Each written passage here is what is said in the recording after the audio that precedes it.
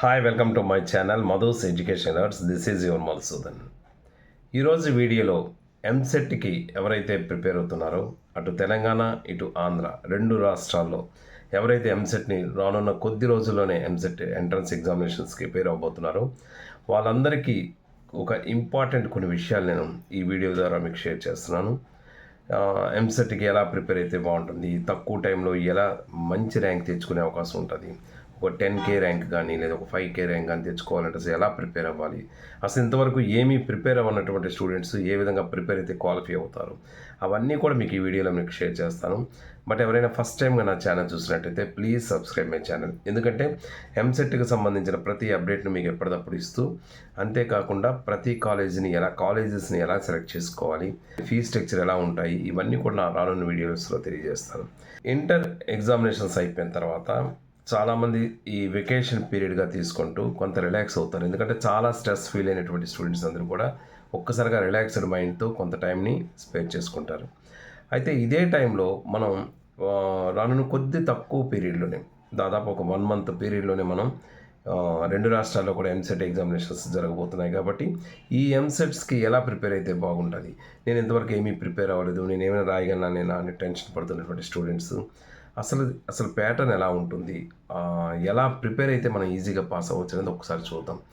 ముఖ్యంగా మనం గుర్తుపెట్టుకోవాల్సింది ఏంటంటే ఎంసెట్ అనేది ఇంటర్మీడియట్ ఎవరైతే ఎంపీసీ చదువుతున్నారో ఆ స్టూడెంట్స్ అందరికీ వాళ్ళ లైఫ్ కెరీర్ని సెటిల్ చేసేది ఎంసెట్. ఒక మార్క్ కానీ మనం తప్పు చేసినట్టయితే మీ ర్యాంక్ అనేది కొన్ని వందలతో బ్యాక్ వెళ్ళిపోతుంది. టోటల్గా ఎంసెట్ ప్యాటర్న్ ఒకసారి మనం చూద్దాం. టోటల్గా ఎంసెట్ ఎగ్జామినేషన్స్కి 160 మార్క్స్ ఉంటాయి. ఈ 160 మార్క్స్లో మ్యాథమెటిక్స్ 80 మార్క్స్ ఉంటుంది, 40 మార్క్స్ ఫిజిక్స్, 40 మార్క్స్ కెమిస్ట్రీ అనేది ఉంటుంది. మనందరికీ ఈ విషయం తెలిసిందే. అయితే మనం ఎన్ని మార్కులకు మనం అపీర్ చేస్తే అసలు మినిమం క్వాలిఫై అవ్వగలం. ఎవరైతే క్వాలిఫై అవుతారో వాళ్ళకి మాత్రమే ఇక గవర్నమెంట్ నుంచి వచ్చేటటువంటి రాయితీలన్నీ వర్తిస్తాయి, ఫీ రియంబర్స్మెంట్ కానీ ఏదైనా.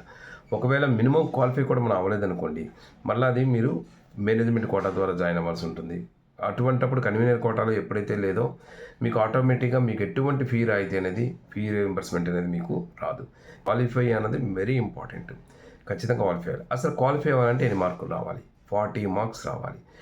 మీరు చేయాల్సిన పని ఏంటంటే ప్రతి పేపర్లో కూడా మీరు టోటల్గా 160 మార్క్స్కి 45 మార్క్స్కి అబవ్ వచ్చేటట్టుగా మీరు చూసుకోవాలి. మినిమం 45 మార్క్స్ టార్గెట్ పెట్టుకోవాలి. 45 పెడితే పొరపాటున మీ పేపర్లో ఒక నార్మలైజేషన్ ప్రాసెస్ 3-4 మార్కులు పోయినా మీరు క్వాలిఫై అవుతారు. అంతేగాని 40 మార్కులకే మీరు కానీ మార్క్స్ తెచ్చుకున్నట్టయితే ఒక 2-3 మార్కులు తగ్గారంటే మీరు డిస్క్వాలిఫై అయిపోతారు. కాబట్టి ఇది ప్రతి ఒక్కరు ఫస్ట్ గుర్తుపెట్టుకోవాల్సింది, మినిమం ప్రతి దీంట్లో 45 మార్క్స్ తెచ్చుకోవాలి. మరి 45 మార్క్స్ మీరు తెచ్చుకోవాలంటే ఎలా తెచ్చుకోవాలి? ప్రతి దాంట్లో మినిమం 50% చెప్పున్నా. అంటే మ్యాథమెటిక్స్లో ఒక 40 మార్క్స్, ఇందులో ఒక 20, ఇందులో ఒక 20, మీరు 80 మార్క్స్కి ప్రిపరేషన్ మీరు చేసుకున్న ఖచ్చితంగా మీరు క్వాలిఫై అయిపోతారు. అది ముందు క్వాలిఫై అవ్వడానికైతే ఇదే సింపుల్. ఇకపోతే మంచి ర్యాంక్ రావాలంటే ఏం చేయాలి? అయితే 10,000 కన్నా తక్కువ ర్యాంక్ రావాలి అంటే 5,000 నుంచి 10,000లో మీ ర్యాంక్ ఉండాలంటే 160 మార్క్స్కి మీరు 80 మార్క్స్ తెచ్చుకుంటే డెఫినెట్గా వస్తారు. మీరు ఏ రిజర్వేషన్ అయినా సరే మ్యాక్సిమం మీకు 10K లోపు, 5K దాటి 5K to 10K లోపు మధ్యలో మీ ర్యాంక్ అనేది వచ్చేస్తుంది. బట్ ఈ 80 మార్క్స్ మనం తెచ్చుకోవాలంటే ఎలా తెచ్చుకోవాలి అంటే, మీరు మ్యాథ్స్, ఫిజిక్స్, కెమిస్ట్రీలో ఫస్ట్ మీరు డిసైడ్ అవ్వాల్సింది ఏ పేపర్ కష్టంగా ఉంటుంది, ఏ పేపర్ మీకు ఈజీగా ఉంటుంది. అది ముందు మీకు మీరుగా సెల్ఫ్గా ఆలోచించండి. నేను ఫిజిక్స్లో బాగా చదవగలను, కెమిస్ట్రీలో యావరేజ్గా ఉంటుంది నాదేనంటే మీరు ఫిజిక్స్ మీద ఎక్కువ టార్గెట్ పెట్టండి. లేదు రెండింటికన్నా మ్యాథ్స్ చాలా బాగా చేయగలంటే మ్యాథ్స్ మీద టార్గెట్ పెట్టండి. బట్ ఏదేమైనా సరే ఈ మూడింటి మీద కాన్సన్ట్రేట్ చేసి మీరు 80 మార్క్స్ తెచ్చుకోవాలి. మీరు ఎందులో మీరు తెచ్చుకున్నా ప్రాబ్లం లేదు. సబ్జెక్ట్ తీసుకుని, ఇప్పుడు మ్యాథమెటిక్సే తీసుకున్నా, ఏ సబ్జెక్ట్ తీసుకున్నా అందులో వెయిటేజ్ని మనం చూడాలి. ఎందులో వెయిటేజ్ ఎక్కువ, కొన్ని ఏంటంటే వెయిటేజ్ ఎక్కువ ఉంటాయి కానీ చాలా కష్టంగా ఉంటాయి, కొన్ని వెయిటేజ్ తక్కువ ఉండొచ్చు, చాలా ఈజీగా ఉండొచ్చు. సో అలాగా వెయిటేజ్ తక్కువ ఉన్నవేవి అని ముందు అనలైజ్ చేసుకోండి.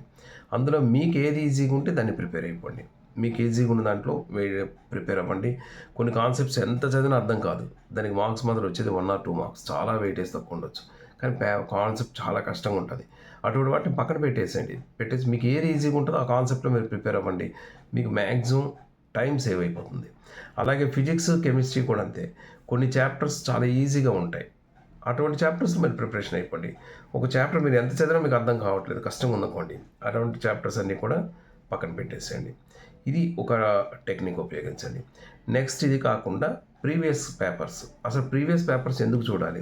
ఇది ఇంటర్మీడియట్ ఎగ్జామినేషన్లకు ప్రీవియస్ పేపర్లో క్వశ్చన్స్ ఏమి ఇచ్చేస్తాడనడానికి అలా కాదు. ప్రీవియస్ పేపర్స్ చూడడం వల్ల మీకు ఒక క్వశ్చన్ ఎలా ఇస్తాడన్న అవగాహన మీకు ఖచ్చితంగా వస్తుంది. ఖచ్చితంగా ఓహో, ఈ చాప్టర్లో క్వశ్చన్స్ ఈ టైప్ ఆఫ్ క్వశ్చన్స్ పడుతున్నాయా అన్న అవగాహన మీకు ఖచ్చితంగా వస్తుంది. సో అందుకు ప్రీవియస్ పేపర్స్ అన్నీ దాదాపు ఒక 10 పేపర్స్ అయినా తీసుకోండి. మనకి మార్కెట్లో కూడా చాలా మోడల్ ప్రీవియస్ పేపర్స్తో బుక్స్ ఎంసెట్ ఉన్నాయి. వాటిని తీసుకొని ప్రిపేర్ అవ్వండి.